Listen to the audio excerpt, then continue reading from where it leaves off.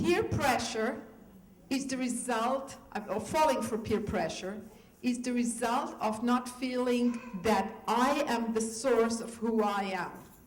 So there are two answers to this.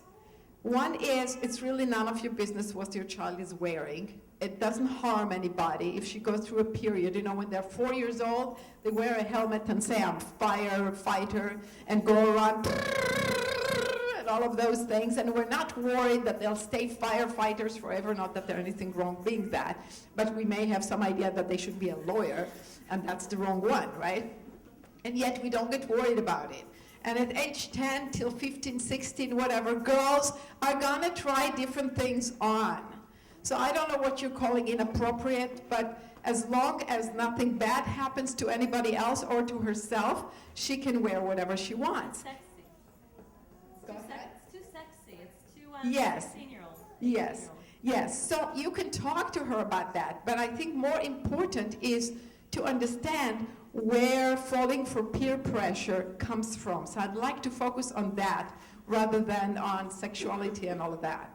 So the reason children grow up to fall for peer pressure is you taught them to follow rather than lead, to follow what others are saying, like what you say. Do as I say will train them to fall for peer pressure. When it's not you, it becomes the peers. And also, what I feel inside is right, which goes back to, for example, sleep.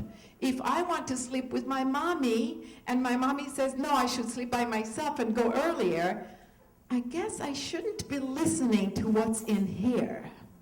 I should do what other people tell me to do. I don't know what's right here. And we give this message all the time. You shouldn't eat what you want to eat, and I'm not talking about junk food. I'm a fanatic, organic, whole, complete food. And I recommend to have only that at home, and not to have even other things, and not to take children shopping. So that, you know, just to protect them. So I'm not saying that, but within that, a child, a fussy eater, should eat whatever they want to eat within the healthy food that is available at home.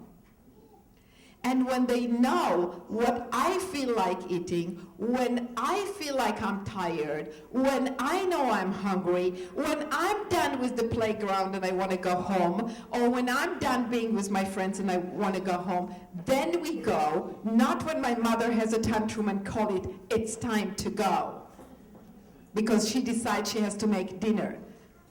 Never mind the dinner. Just put some raw food on the table and have a snack for dinner. At 10 p.m. even. Let them play as long as they want.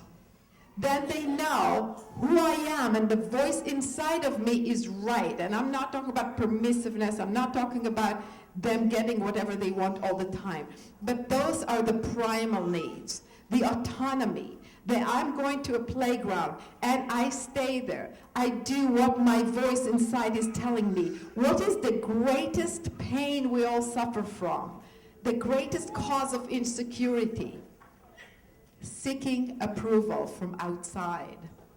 You want to raise a child who does not seek approval from outside what I should do, and you want to have kids who go for peer pressure. I have 3 boys, none of which go for that. In fact, my middle son once told me when he was 16 or 17 that some other teenagers, friends of his, were making fun of him and decided that he's gay and made all these jokes on him. And it just made it up because he's a very gentle, intellectual type person. And they were trying to hurt him, of course, and he's not gay, so that didn't touch him. And the pressure of how you should be or how you should behave, you should behave more like macho and this kind of guy, it just didn't do anything to him. And I said, well, what did you say to them? And he said, I just told them that's fine, whatever you think is fine with me. Didn't change anything in his behavior or his demeanor as a guy, nothing. And I said, so how did they react? He said, Mom, strangely, the more I was calm and unaffected, the more they got upset. And I said, that's interesting. They probably wanted to produce some results, and they just, you know, you weren't caught in their net. and confidently so. And there's so much power in not seeking approval, in not needing approval, in being rooted in the self. And when rooted in the self, if a girl wants to go through a period of dressing a certain way, I think when you speak to her about dressing a certain way is eliciting sexual interest from the other gender and may not be safe for you, she would listen to you. And the other way she would listen to you is all these years you did not control her, and so she sees you as her ally. And she really cares about what you have to say, because she knows you're on her side and you care about her. She wants to be safe.